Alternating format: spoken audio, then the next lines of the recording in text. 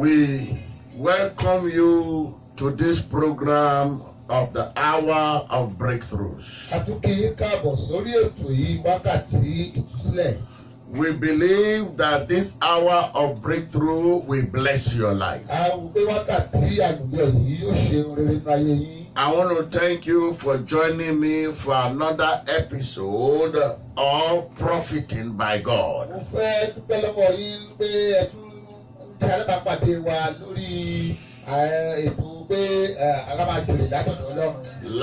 Yesterday I talked to you about God that teaches us to profit or to prosper.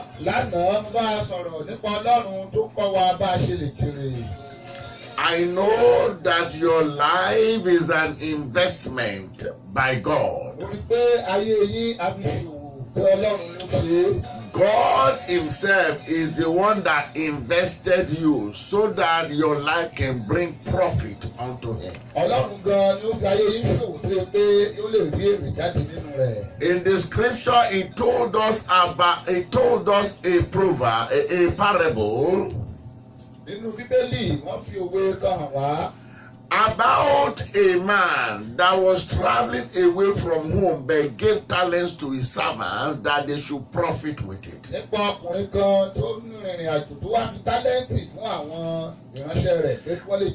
And he told them they should profit with it until he comes back. They should occupy until he comes back. By the time he came back, some profited with their talent, but one dig the earth and buried his own talent. There are people that are going to profit on the face of the earth, and there are people that will never profit on the face of the earth. There are people that they will be a blessing to the earth, and they will be a blessing unto God. They will bless the earth, and the earth will be glad they came. And they will bless heaven. Heaven will be glad he sent them. Through them, multitude will enter into the kingdom. So we are going to go into that scripture now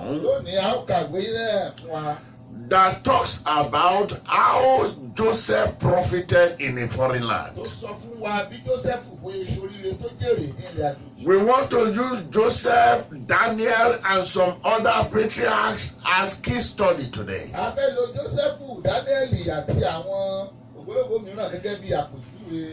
We are going to examine their life, how they became profitable to their generation, became profitable to God, and became profitable to themselves and their family.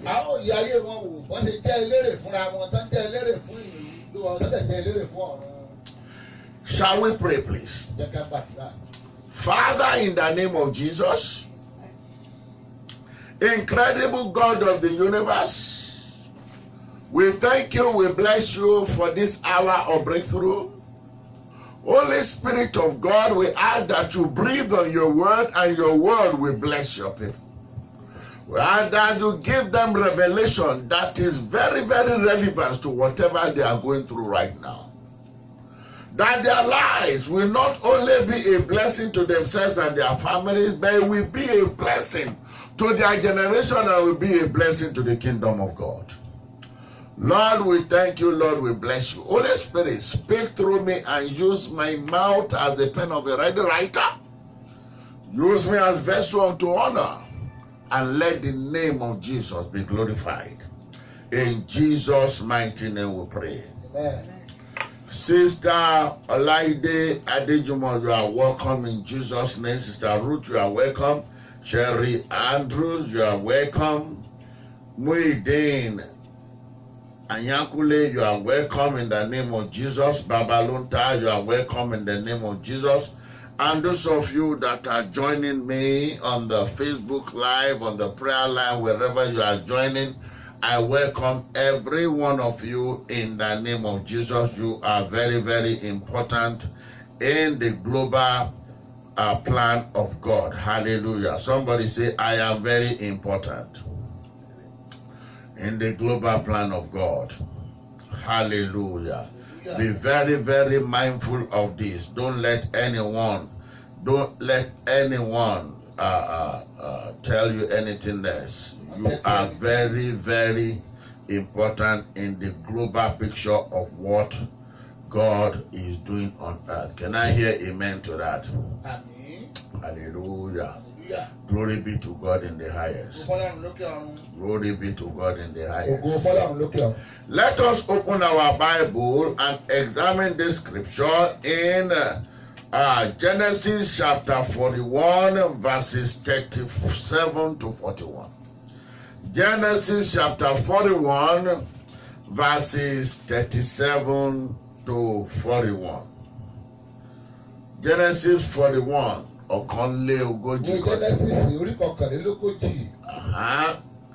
Verse 37 to 41.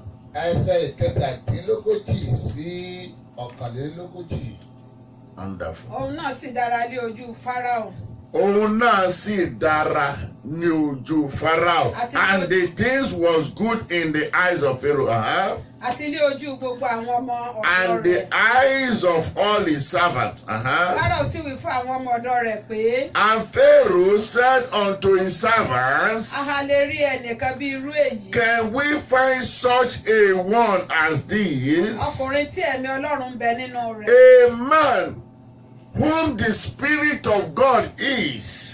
Pharaoh sì wí fún Jósẹ́fù pé. And Pharaoh said unto Joseph. Níwọ̀n bí Ọlọ́run ti fi gbogbo nǹkan hàn yìí. As much as God has showed thee all this. Kò sí ẹni tí ó lè ṣe amòye àti ọlọ́gbọ́n bí ìwọ. There is someone so discreet and wise as thou. Ìwọ ni yóò ṣe olórí ilé mi. Thou shalt be over my house. Gẹ́gẹ́ bí ọ̀rọ̀ rẹ lẹ́yìn sì máa ṣe àkóso àwọn ènìyàn. And according to thy word shall my people be ruled. Ìtẹ́lẹ̀ mi ò fi tóbi jù ọ́ lọ. Only the throne will I be greater than thou. Pharaoh sì wí fún Jósẹ́fù pé. And Pharaoh said unto Joseph. Wò. See, I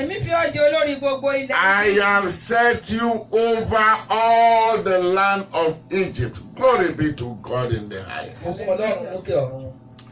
This is very, very important. If you look at the life of Joseph, his journey started by having a divine revelation.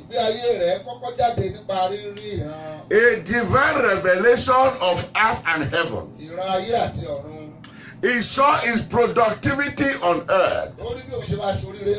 And he saw his productivity in heaven. And he was able to match both together. The Lord showed him a dream of the harvest on earth, where he and his brothers were all making sheaves, and the sheaves of his brother were bowing to him. That was his revelation on the earth. And later on he saw another revelation. He saw that the moon and that were bowing for his own star. He saw the stars of his brother and he. And he also saw the divine hand of God over his life. Enemy attack his destiny on earth. But heaven prevailed. People can attack your destiny on earth. Àwọn èèyàn lè ṣe lòdì sí kádàrá rẹ̀ láyé. But heaven will always prevail Ọlọ́run yóò borí. if you are in connection with God. Tí o bá nípa pẹ̀lú ọ̀run. By your own strength, you cannot Bí prevail. agbára rẹ̀ ò lè ṣẹ́gun o. It takes the strength of God to Bí prevail. agbára Ọlọ́run láti mú ọ. He is the one that can teach you how to profit. Òun yóò kọ́ bó ṣe lè ṣoríire. Your life is supposed to profit here on earth. Ayé rẹ̀ yẹ kó lérè nílé ayé. To yourself and to your family, Ìyá rẹ̀ sí ẹbí rẹ̀. to the people around Sí you. àwọn èèyàn tó wà ní Your àyíká life rẹ̀. is supposed to prosper the earth himself. Ayé rẹ̀ ó yẹ kó fara hàn fún And your life is supposed to prosper ó yẹ heaven. káyé rẹ̀ kó gbèrè fún ọ̀run. You are in between heaven and earth. Ó wà láàrin ayé àti ọ̀run.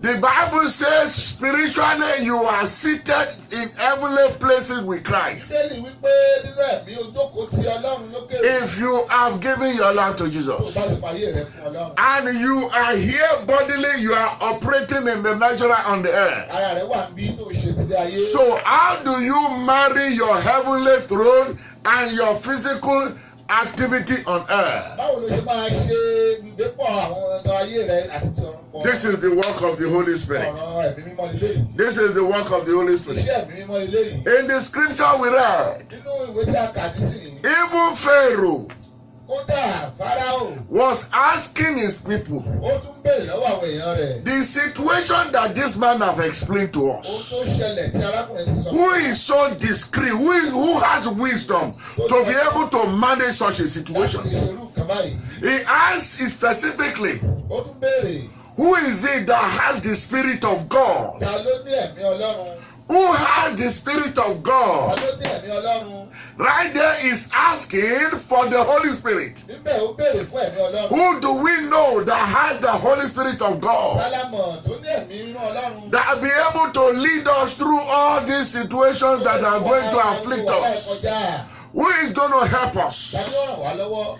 And nobody could answer. Ẹni tó lè dáhùn. And he answered the question Òun fúnra rẹ̀ wá dáhùn. when he already put it to all his lieutenants, Nígbà tó ti sọ fún àwọn when he has already put it to all his Tí ó sọ chiefs, fún àwọn olóyè rẹ̀. when he already put it to all his sorcerers and the Tó sọ fún àwọn magicians, ológun rẹ̀. when he already put it to all his entourage, Gbogbo àwọn tí wọ́n wọ́ tẹ̀lé lẹ́yìn. when he already put it to all his Tó sọ governors, fún àwọn gómìnà rẹ̀. and none of them could answer. Kò sí kankan tó lè. They had no recommendation. Wọ́n ní ẹnikẹ́ni tí wọ́n lè yàn sílẹ̀. Then Pharaoh now said, Fáráò fúnra rẹ̀ wá sọ wípé this same man, ọkùnrin kan yìí. he may not have a green card in this land. Wọ́n ní ìwé ẹ̀rí láti gbé. He may not have a yellow card in this land. Ìwé bàlùbàlù. He may not have a red card in this land. Wọ́n nílùú yìí. Whatever it is, Ohunkóhun tó bá ní. you may call him a Ó lè foreigner.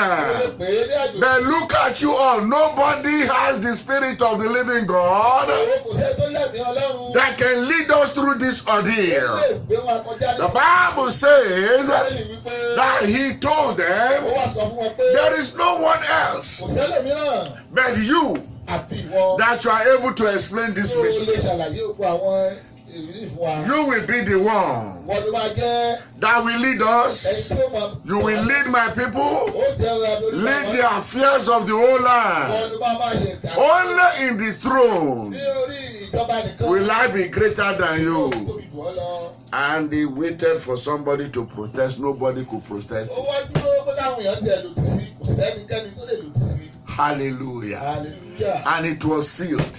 Bẹ́ẹ̀ la lẹ̀ pa bẹ́ẹ̀. The blessing that God is going to give to you, Ohun tí Ọlọ́run yóò fún ọ. no panel will be able to stop it. Kò sí ẹnikẹ́ni, kò sáwọn tán lè gbéyàwó tí wọ́n lè You are going to pray a prayer right A now. ó gbàdúrà kan báyìí. You are going to tell God Ó wá sọ fún Ọlọ́run. that he should visit you this Pé month kó wò ẹ́ nínú oṣù yìí. and do you Kó good. ṣe ẹ́ nínú ire. I give you the kind of Ó breakthroughs, fún ẹ ní oore tí ó fẹ́. the kind of Oore blessings, ìbùkún. the kind of blessings Ìbùkún. that does not require any Tí panel. ó sì pé àwọn kan máa jókòó tó á tún sọ̀rọ̀ lórí That ẹ̀. there will not be any Tí ó panel. sì pé àwọn èèyàn jókòó. That be saying no, we protest, he cannot have it. Tí ó pé báwọn èèyàn tẹ pariwo. There are many people that are supposed to be great, Ọ̀pọ̀lọpọ̀ èèyàn ló yẹ ká tóbi o. but there are some wicked panel that sat upon the decision. Àwọn àwùjọ kan wà tí wọ́n jókòó tí wọ́n ní kò lè rí bẹ́ẹ̀. You are going to pray. Ó wá gbàdúrà. Oore tí kò ní ìgbìmọ̀. The person that has no panel. That no panel Tí ò sí ìgbìmọ̀ kankan. will be able to obstruct it. Wọ́n lè dá a dúró. Open your mouth and begin to pray that prayer right now. Father, in the name of Jesus, do us good this month. Do the miraculous for us. That you will give us blessing that will not require any panel. That will bypass every authority, bypass every antagonism, bypass every power that may want to obstruct. In the name of Jesus Christ. Ẹgbẹ́ àdúrà wàá sọ fún Ọlọ́run kí Ọlọ́run kó ṣe oore tí kò ní ìgbìmọ̀ nínú. Oore tí kò ní ìgbìmọ̀. Oore tó jẹ́ pé ìgbìmọ̀ fún ọ fúnra wọn yóò panu mọ́. Iye Ọlọ́run kó ṣe fún ọ. Pray that God will bless you, that no panel will be able to even gainsay. In that panel, nobody could obstruct the blessing of Joseph. Nobody could gainsay what the king said concerning Joseph. I decree and I declare over your life. Every power in the heavens, every power on the earth, every power underneath the earth, every power in the sea, every power in the rocks, every powers in the cave, every power in the forest that may want to contend with God, what God has proposed for your life this year, I command such powers to be wasted now in the name of Jesus, and that you be lifted above your reproaches. You will be lifted above your gainsayers. You will be lifted above your competitors. In the name of Jesus. My dear brothers, my dear sisters. My dear brothers, my dear sisters. You are not tuning in by coincidence. God has a word for you. It's the one that teaches us to prosper. It's the one that helps us to profit. In Genesis chapter 1 verse 26. Genesis chapter 1 verse 28. Genesis chapter 1 verse 28. The Lord blessed them. And the Lord told them, be fruitful and multiply. And exercise dominion. And exercise dominion. And continue to reign and rule on earth. The Lord blessed them indeed. The Lord blessed them over and told them and put them over everything He has created. Just like Pharaoh told Joseph that it is only on the throne that I'll be greater than you.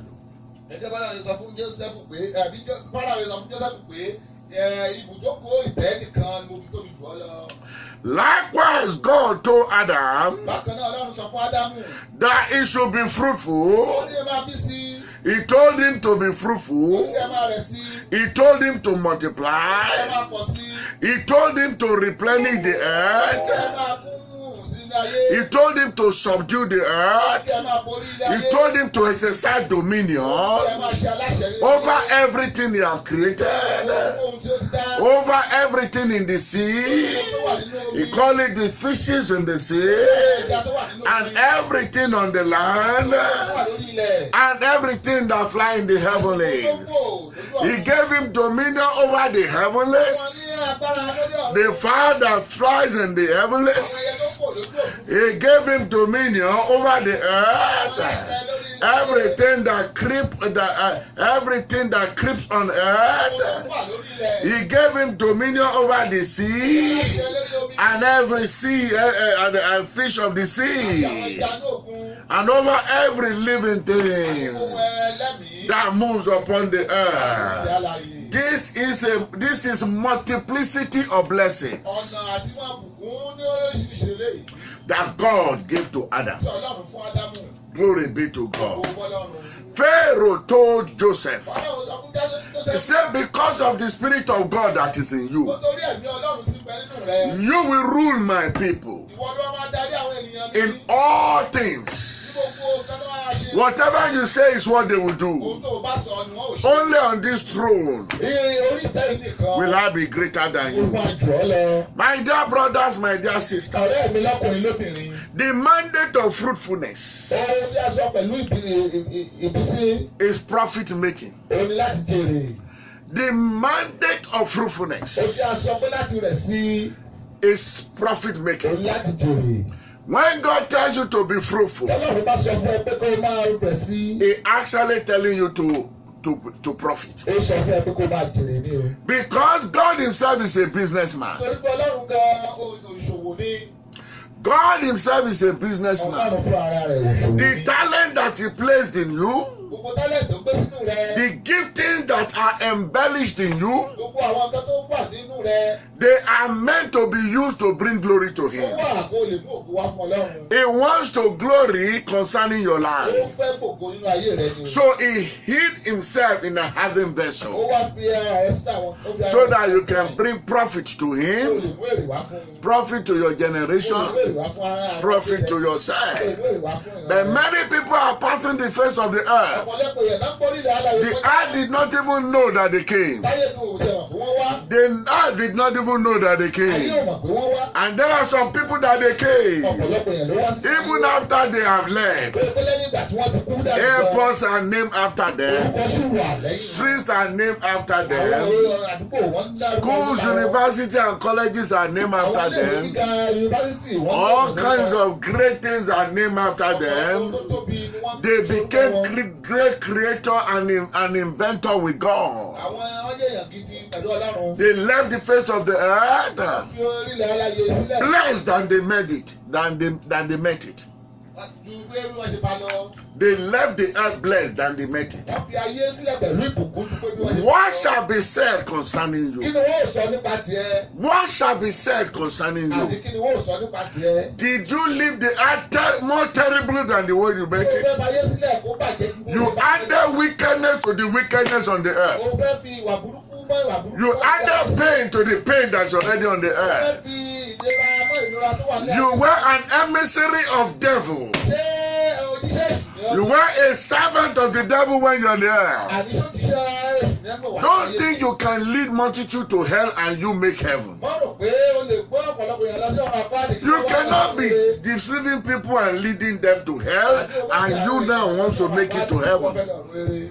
It is not done. Kò tẹ́ bẹ́ẹ̀. I pray for you Ó today. gbàdúrà fún ọ lónìí. I pray for us today Gbàdúrà fún wa lónìí. that we will not miss heaven. Àní sọ̀rọ̀ rere nù. And through us, people will not go to hell. Báwo àwọn èèyàn nílọ sí ọ̀rọ̀ àpáàdé? Rather, we will be soul winners into the kingdom of Àwọn God. ajogúnyè fún àwọn èèyàn ní. In the name of Jesus Christ. Hear me, my brothers and Wọ́n ní sisters. ará olùfẹ́ lọ́kùnrin lóbìnrin. The world has been greatly influenced by men and women Ilé ayé yìí ọ̀pọ̀lọpọ̀ èèyàn láti ṣe wá takuntakun nínú ẹ̀. who has contributed mental Wọ́n ti productivity. ṣe tí wọ́n ti fi ọpọlọ ṣe tó fi tẹ̀síwájú. They have made the world a better place to Wọ́n ti jẹ́ live. kí ayé jẹ́ kó tún dára sí i. Human brain is one of the most awesome miracles Ọpọlọ èèyàn jẹ́ ọ̀kan lára iṣẹ́ ìyanu tí Ọlọ́run ṣe. of creation. Tí Ọlọ́run dá. Even doctors that are studying the brain, they still cannot understand the mystery behind it. Kódà àwọn dókítà tí wọ́n ṣe iṣẹ́ ọpọlọ wọn ò tí mọ iṣẹ́ àwámọ̀dì tí Ọlọ́run ṣe síbẹ̀.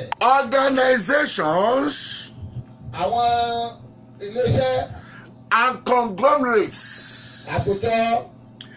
all of them in the world are looking for the best brain to work Gbogbo for àwọn them. tí wọ́n tóra wọ́n wo orí tí ó dára ọpọlọ. When they want their business to move forward, they will interview to make sure they get the best brain. Tí wọ́n bá fẹ́ kí iṣẹ́ wọn kọ́rọ̀ ajé wọn lọ síwájú, wọ́n á pe àwọn èèyàn jọ, wọ́n á wá ọpọlọ tí ó péye. Behind the business that you see that are affluent today, there are some great thinkers behind.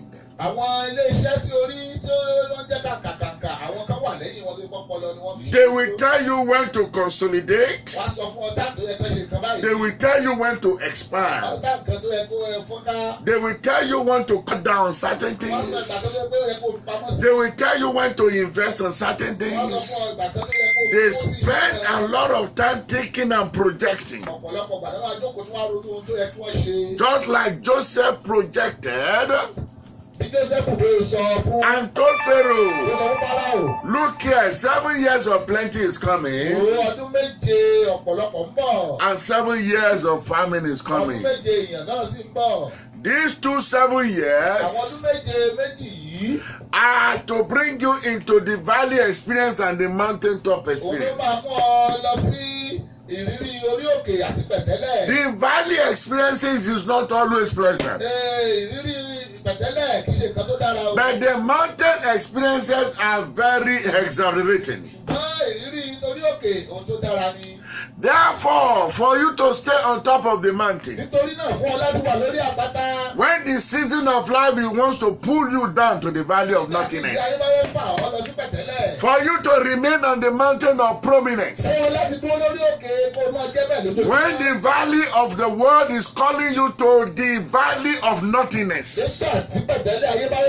oh, you must be able to put things together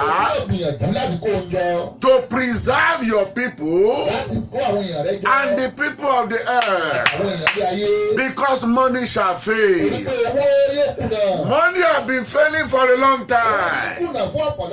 It is not just in our generation that we see economic downturn.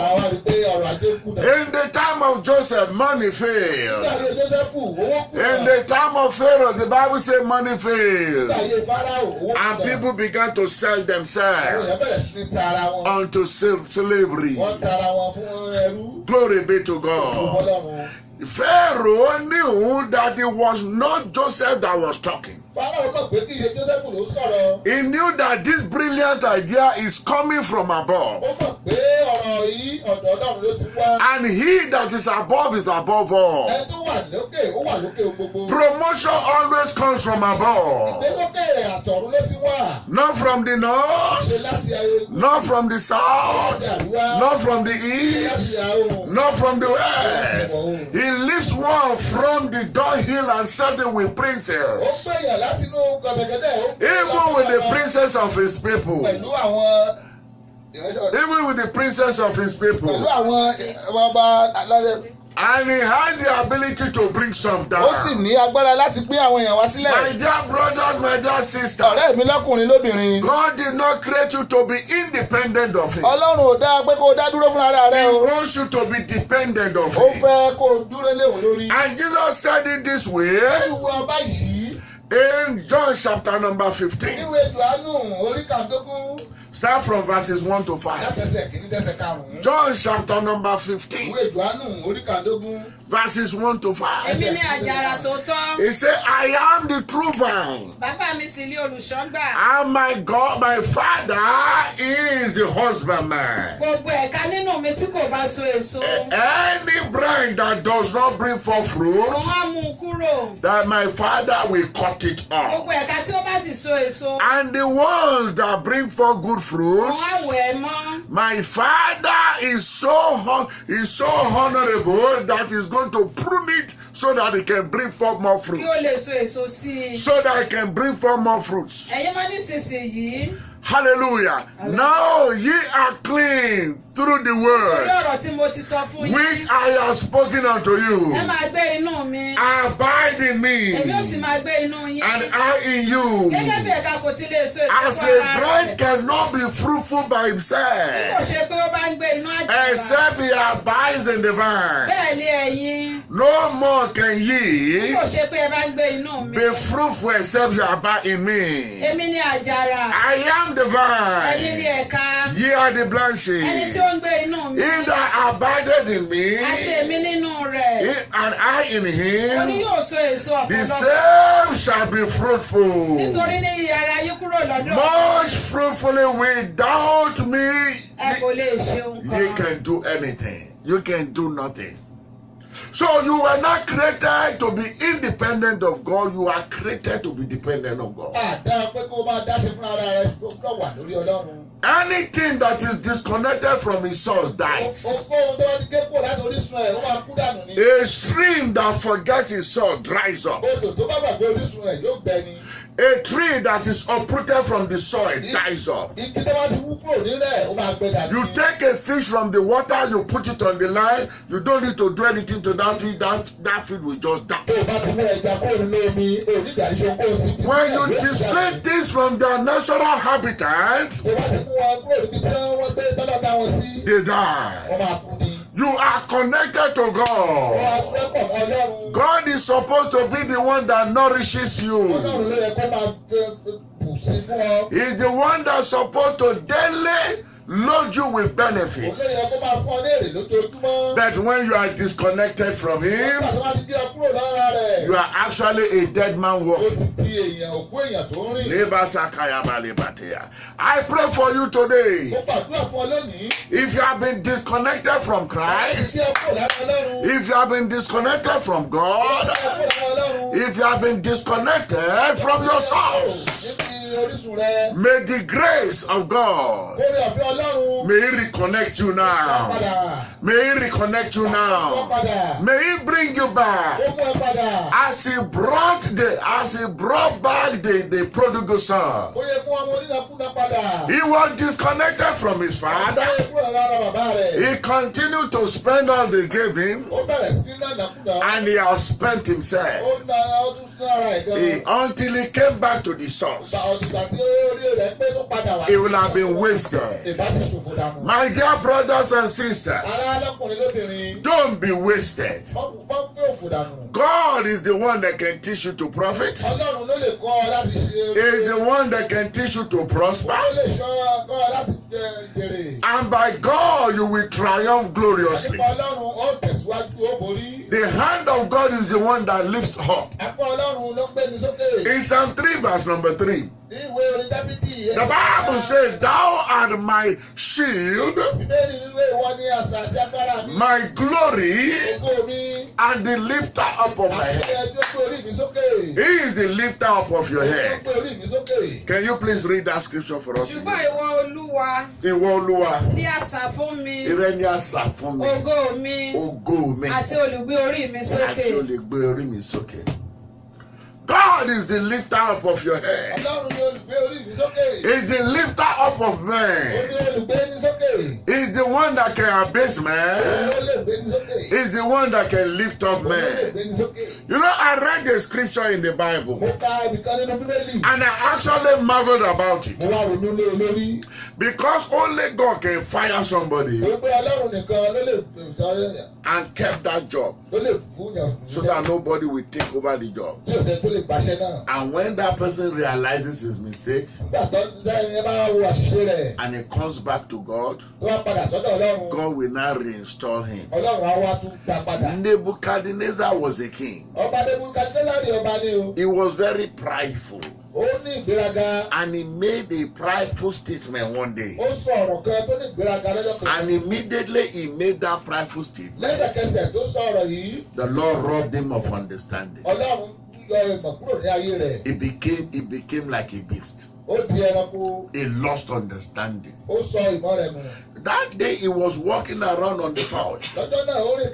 I was saying, look at all this kingdom that I have gained by my power. But the Bible says, while the word was in his mouth, the Lord released a punishment over him. And from that day he was sent out of the kingdom. And the Bible tells us for 7 seasons, he was under the dew. He was eating grass like an ox. He was eating grass. He was eating grass. He was eating grass like an ox. He was eating grass like an ox. Probably that's where eating of salad came from. Wọ́n ní bóyá bíi tí àwọn tí wọ́n ń jẹ ewé náà ń jẹ ewé Very good. Hallelujah. Hallelujah. He began to eat grass like an ox. Ó bẹ̀rẹ̀ sí ní jẹ ewé bí ẹran màálù. The Bible says his fingernails were like claws. Bíbélì wípé àwọn èékánná rẹ̀ ó dàbí ẹranko. The hair on his body began to grow like feathers. Irun ara rẹ̀ bẹ̀rẹ̀ sí ní wù bí ìyẹ́.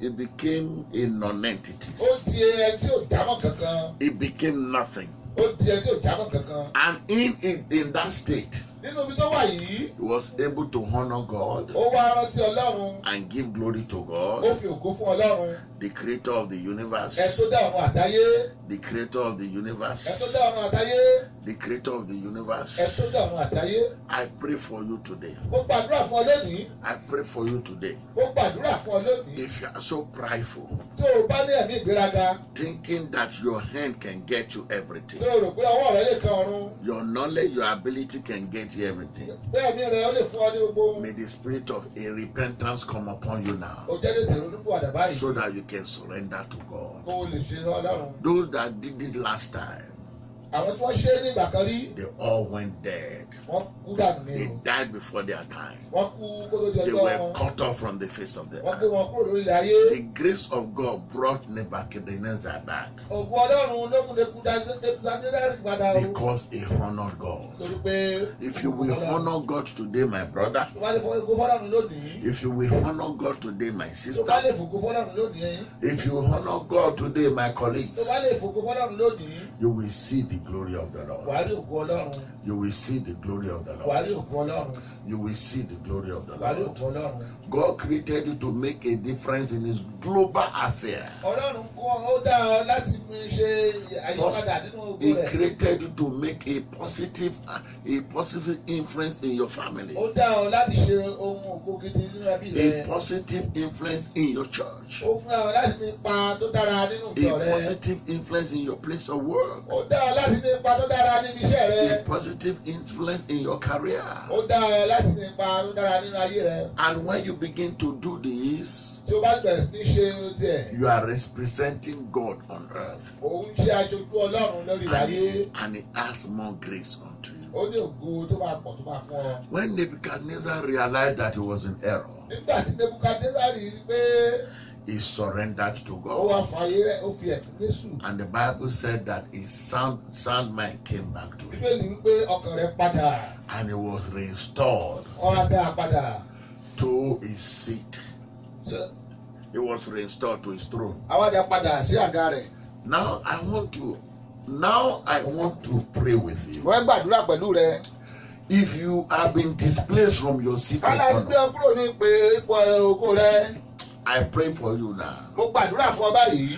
May the grace that reinstored Kí Nebuchadnezzar, ògo tó dá Nebukadnezari padà. may the grace that brought the prodigal son back home, Kí oore ọ̀fẹ́ tó mú ọmọ onínàkúnà padà wá may sílé. the grace that brought a profitless life into profiting, Kí oore ọ̀fẹ́ tó mú ayé tí ò sí ọ̀kan tó mú padà wá sí may that grace come upon your life Kí today. oore ọ̀fẹ́ náà wá sí orí rẹ. May that grace come upon your life Kí oore today. ọ̀fẹ́ wá sí ayé rẹ. May that grace come upon your life Kí oore ọ̀fẹ́ today. náà wá sí ayé rẹ. May God lift you up from your Kí Ọlọ́run downtrodden gbé ọ state. sókè. May God lift you up from your downtrodden state. Kí Ọlọ́run gbé ọ sókè láti ipò tó wà. Probably you were in the 6th level Bóyá ó wà ní ìgbésẹ̀ kẹfà. when the enemy succeeded in pulling you down. Nígbà tí àwọn ọ̀tá tí wọ́n wà ó padà. One thing I know about God, Ohun kan tó mọ̀ nípa Ọlọ́run ni pé when he wants to restore tó bá you, fẹ́ dá ọ padà,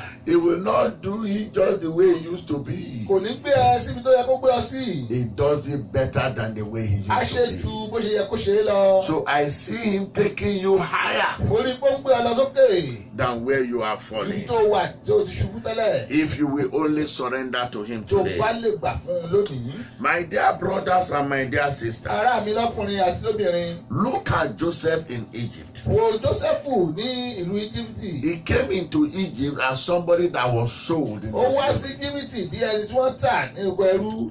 But in this same Egypt, where he went through so many things, God lifted his head. May the Lord lift up your head. You are going to open your mouth wide now. You are going to tell God that God will turn your shame to fame. He will turn your shame to fame. He will turn your faith to shame. You are going to tell God to transform your life from what the enemies have made it to what God intended for you. Open your mouth and begin to pray.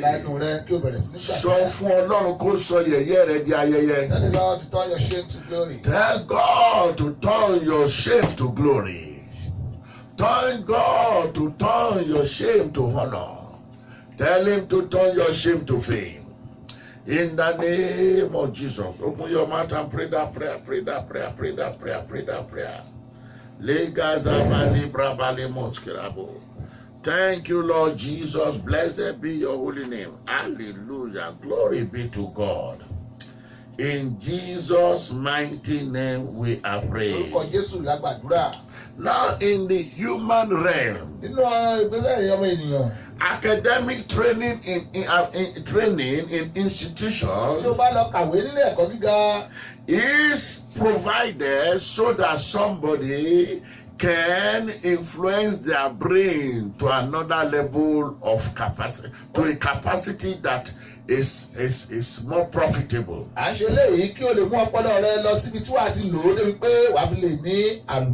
It is a way for them to develop,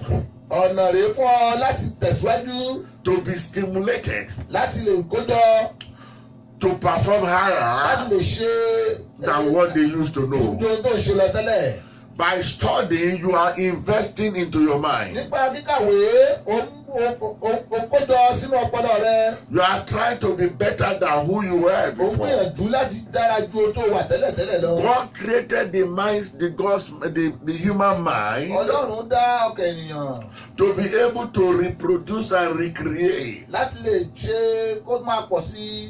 The chair I'm sitting on now, somebody sat down and thought about it, envisioned it, and practicalized it. That is why I am sitting on this chair. And the chair is sustaining me. And I'm very comfortable on it. If I was sitting in some other chair that was uncomfortable, I probably won't be able to talk to you for a long time. Because I may be uncomfortable. But because I'm so comfortable, I was not even thinking about the chair. I never knew who created it, but I'm enjoying the benefit. Because the person that created this year made the earth better than he made it. Do you know that you have some things within you that God has embellished in you, that God has wired you with, that you can do to make life better? Why people go to school? It's not just to go and get a certificate. There are so many people with certificates, and their certificates are useless. You go to school to stimulate your mind. You go to school to bring the best in you out, for your mental faculty to begin to work more. Hallelujah. Hallelujah. As a child of God, as a Christian, you should outperform any ordinary man. Because the mind of Christ is in you. Because the mind of Christ is given unto you. Because the mind of God was fired into you the The Bible says that Daniel in the land of Babylon was found to be superior than all the other sorcerer, magician, or what have you. àwọn onímọ̀ ìjìnlẹ̀. àwọn onímọ̀ ìjìnlẹ̀ tó wà bẹ́ẹ̀. Hallelujah. Hallelujah. Daniel chapter 1. Ìwé Daniel orí kìíní. Please read from verse 15 to 19. Ẹsẹ̀ kàndógún sí ẹsẹ̀ kọkàndínlógún. Daniel chapter number 1. Ìwé Daniel orí kìíní. Can you start from verse 15? Yes. Ní òpin ọjọ́ mẹ́wàá. After 10 days. A rí ojú wọn lẹ́wà. They saw that they were saw that after thank you, Jesus. They were so beautiful, so handsome, so good looking. Wọ́n sì sanra ju gbogbo àwọn tí ń jẹ oúnjẹ àdídùn ọba lọ. They were come on now. Isn't that something? And they were not good looking. Their countenances were brighter and beautiful than those that ate the king delicacies. Than they that ate the king delicacies. Continue, man. Bẹ́ẹ̀ ni olùtọ́jú mú oúnjẹ àdídùn wọn kúrò. The one that takes care of them, the servant that took care of them, took away sweet. Àti ọtí wáìnì tí wọn ìbá máa mu. Took away the wine that they could have been drinking. Ó sì fún wọn lé ẹ̀wà. And he gave them beans. Bí ó ṣe ti àwọn ọmọ mẹ́rẹ̀ẹ̀rin wọ̀nyí ni. For these four guys, Daniel, Shadrach, Meshach, Abednego, Ọlọ́run fún wọn ní ìmọ̀ àti òye. God gave them. Who gave them? God. Who gave them? God. God gave them. When you separate yourself from God, you are on the way down. But when you connect to God, you are on the way up. God gave them more knowledge and understanding. Ní gbogbo ìwé àti ọgbọ́n. In all, please repeat that, please. Bí ó ṣe ti àwọn ọmọ mẹ́rẹ̀ẹ̀rin wọ̀nyí ni. As for all these four guys, Ọlọ́run fún wọn ní ìmọ̀ àti òye. God gave them knowledge and skills. Ní gbogbo ìwé àti ọgbọ́n. In all learning and wisdom. Daniel sì ní Hold òye it ní right gbogbo there. ìran àti àgbà. Hold it right there. Hold it right there, my dear. God gave them knowledge and wisdom.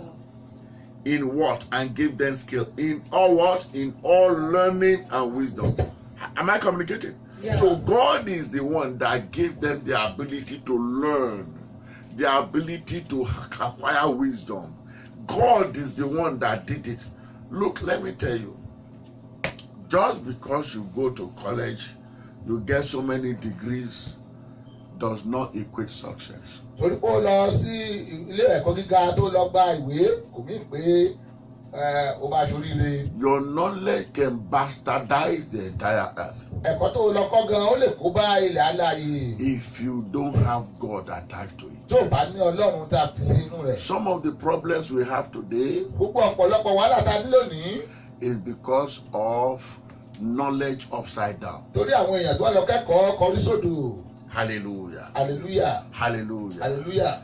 The knowledge that comes from God. Àwọn ẹ̀kọ́ tó wá látọ̀dọ̀ Ọlọ́run. The wisdom that comes from God. Ọgbọ́n tó wá látọ̀dọ̀ Ọlọ́run. Is different from the wisdom of this world. Ó yàtọ̀ sí ọgbọ́n ayé yìí. It's different from the knowledge of this world. Ó yàtọ̀ sí ọgbọ́n ayé yìí. The knowledge that comes from Ọgbọ́n tó God wá látọ̀dọ̀ Ọlọ́run. exalts and makes things better. Ó máa ń jẹ́ kí ó dára ni.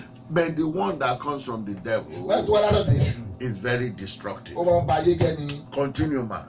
Nígbà tí ó sì di òpin ọjọ́ tí ọba ti dá pé. Please listen to this. This is very, very important. He said, now at the end of the days that the king has said Kí á mú wọn wá. that they should bring them, Nígbà náà ni olórí àwọn ìwẹ̀fà mú wọn wá síwájú then Nebukadnesari.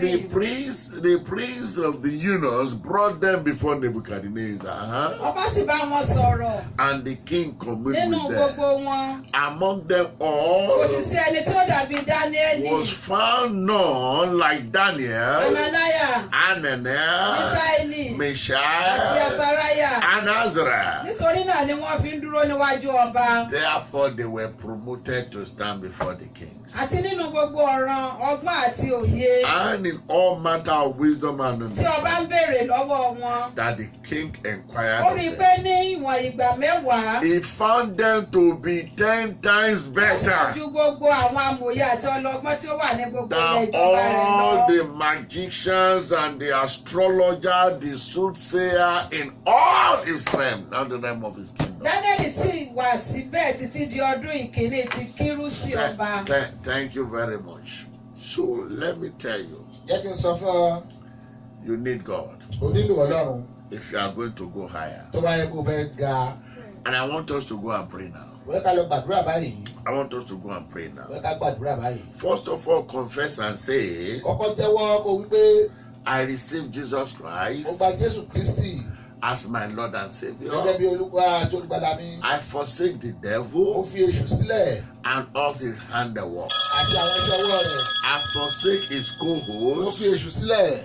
I receive Jesus Mo gba Christ Jésù into my life. sínú ayé mi. Oh Lord, forgive me Olúwa dáríjì mí for my wicked ways. fún iṣẹ́ burúkú tí mo ti ṣe. Oh Lord, Olúwa have mercy on me. ṣàánú fún mi. Give me your Holy Spirit Fún mi ní ẹ̀mí mímọ́ rẹ. so that I might live for Kí lè you máa gbé fún ọ for the rest of my fún life. ayé mi. In the name of Jesus Christ. If you have prayed that prayer, Tó wá gbàdúrà yìí. you want to believe that you are born Àwọn again. gbàdúrà pé o ti jẹ́ ọmọ Ọlọ́run. I will believe that as you begin to grow in the Word of Àwọn God, pé bí wáyé ń kọ́ tẹ̀sí inú ọ̀rọ̀ the Ọlọ́run. mind of God will be renewed Ẹ̀mí in Ọlọ́run you. yóò inú rẹ̀ yóò mọ jáde. Therefore, make this confession with me now. Torí dé èyí sọ ilé pẹ̀lú mi láì. Through my new birth, Nípa ẹ̀bí mi tuntun, I have been endowed with the mind of Christ. mo ti gbé ẹ̀mí Ọlọ́run wọ̀. I therefore reject Nítorí mo kọ́ èṣù every form of mental idiocy, àti gbogbo foolishness, and laziness. foolishness and laziness.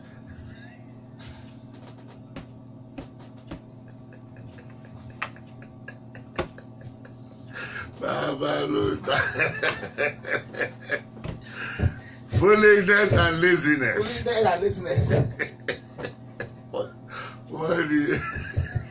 What is the Yoruba translation for Ó foolishness? pé ya.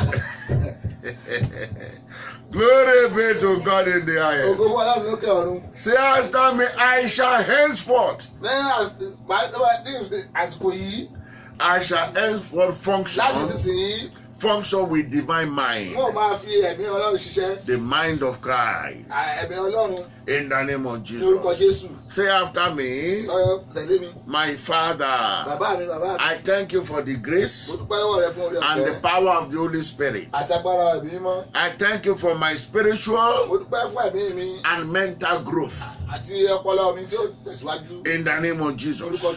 Jésù. Lord, I thank you Olúwa mo dúpẹ́ for the spirit of wisdom fún ẹ̀mí ọgbọ́n and revelation in the knowledge of àti ẹ̀mí Christ. ìfihàn nínú Christy, Kristi.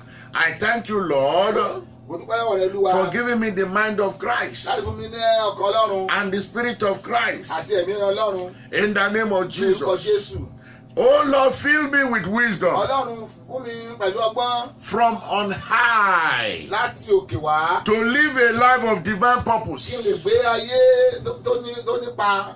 that I will no longer be wasting my time on useless Kí n lè things. fi ayé mi ṣòfò lórí ohun tí ò jẹ́ ohunkóhun. In the name of Ní Jesus, orúkọ Jésù. make my mind receptive Jẹ́ kí ẹ̀mí mi kó lè gba nǹkan to your voice and to your direction. sí ọ̀rọ̀ rẹ àti Let my mind cooperate with your voice and your direction. Jẹ́ kí ẹ̀mí mi kó ṣe alábàápín pẹ̀lú Ẹ̀mí mọ̀ rẹ. ẹ̀mí mọ́ rẹ. Let the satanic hold of my mind Jẹ́ kí ibi àwọn èṣù tó wà ní ọkàn mi and mental productivity àti ọpọlọ break by fire in the name of Jesus. ní lọ́kọ́ tó wọn ní orúkọ Jésù. Every satanic sedative Gbogbo ohun èṣù tí ó wà nínú mi. tó máa mú kí ọpọlọ sùn lọ. Gbogbo ohun èṣù tó máa mú ọpọlọ sùn lọ.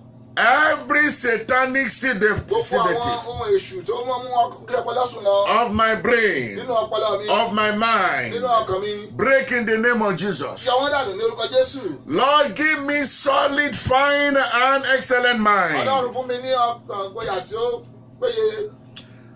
Ọgbọ́n àti ìmọ̀ tó péye. Ọgbọ́n àti ìmọ̀ tó péye. I shall not be a rejected and forsaken Tí person o gbúdọ̀ jẹ́ ẹni tí àyẹ̀ kọ̀ sílẹ̀ in life, nínú ayé, in ministry, nínú iṣẹ́, in family, nínú ẹbí, in community, nínú àwùjọ, in nínú nation. orílẹ̀-èdè. I shall be relevant Mo gbúdọ̀ jẹ́ ẹni tí àwọn èèyàn through my relevant contribution to the nínú world. owó tí mò ń ṣe sílé ayé. Through my relevant contribution to the Ohun Lord. tí mò ń ṣe sílé ayé. Let me be relevant, O Jẹ́ kí Lord. n Let me be relevant in what you are doing on jẹ́ that. kí n relevant.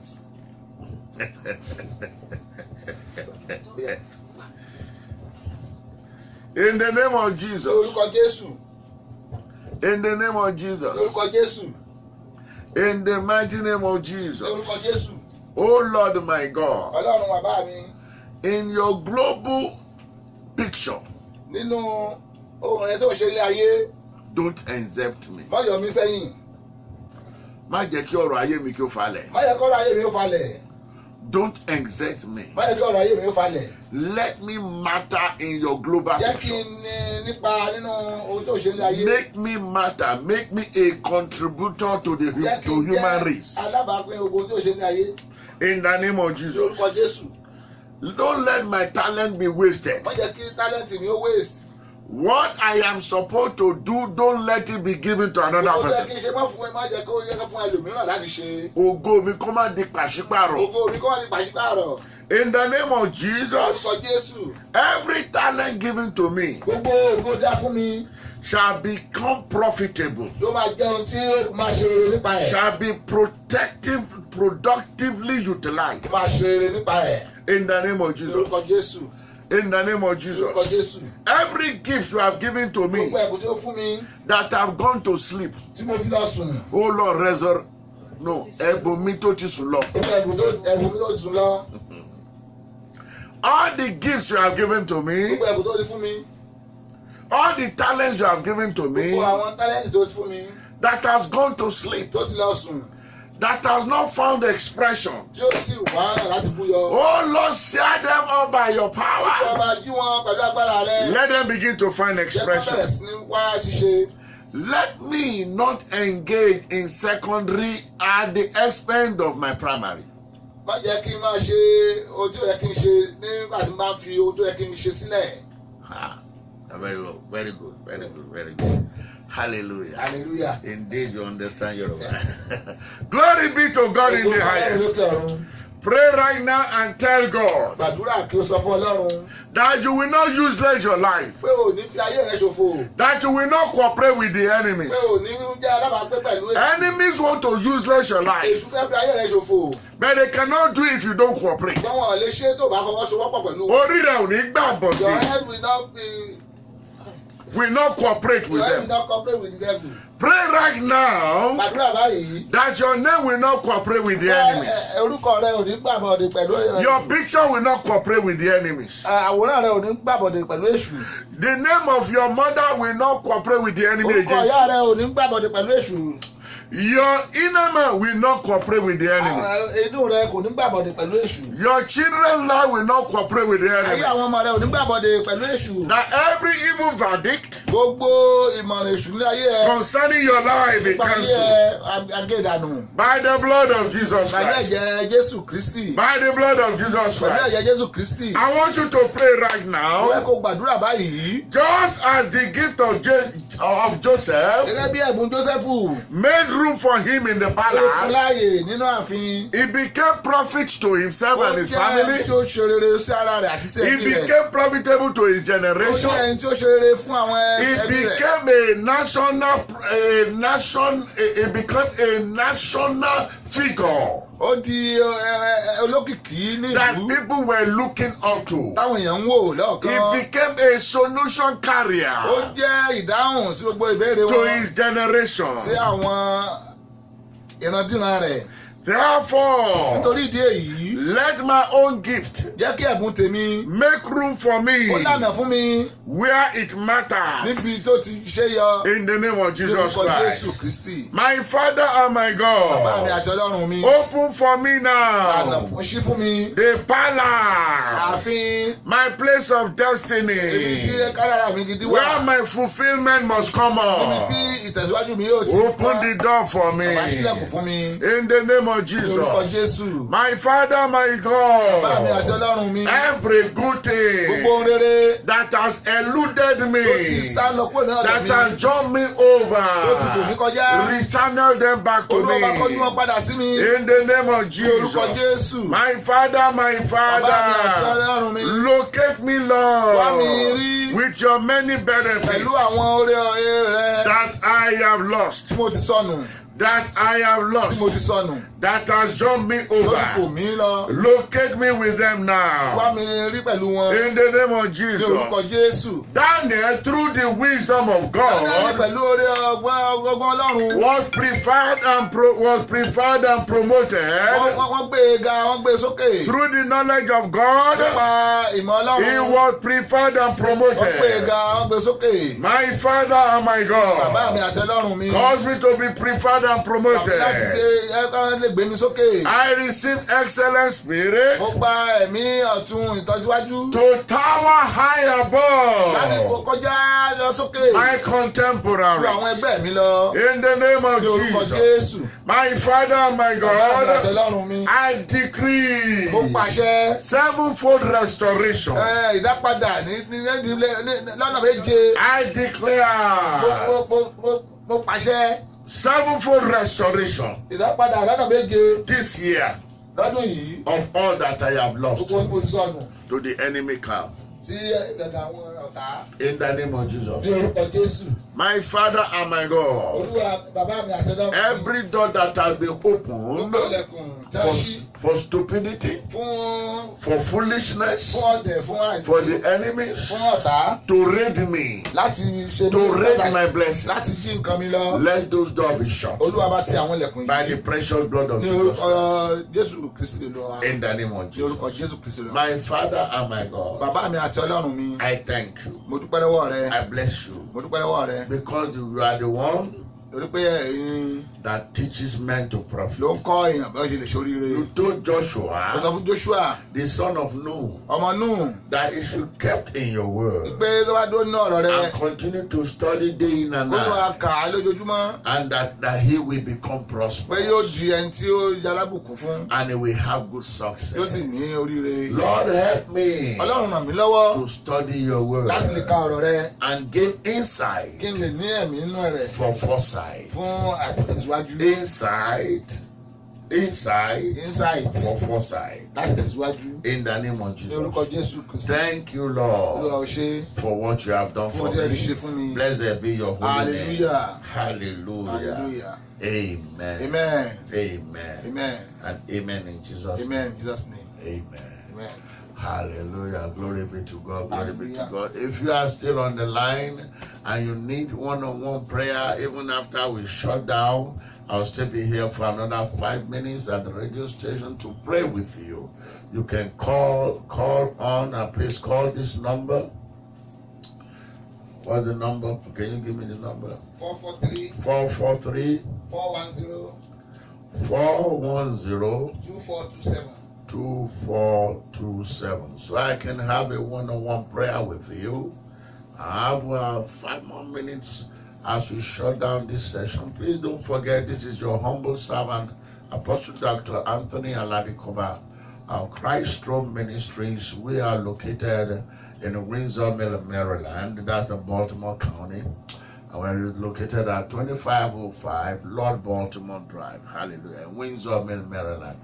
Please, you can also visit our website for more information at christthrone.org. Christthrone.org. Partner with us with what God is doing on earth. It is well with you. It is well with your family. We love you, but Jesus loves you most. Amen. The number once again to call in is 440-410-2427. God bless you. Amen.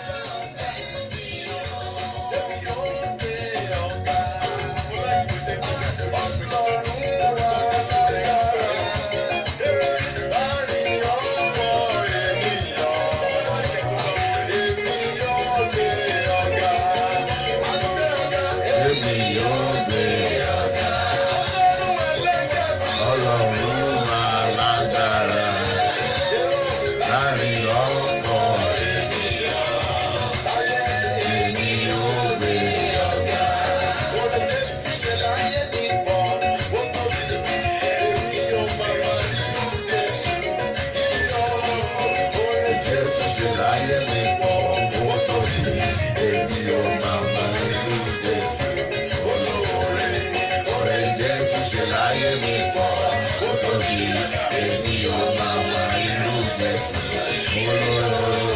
olórí tó ti ṣe ayé mi.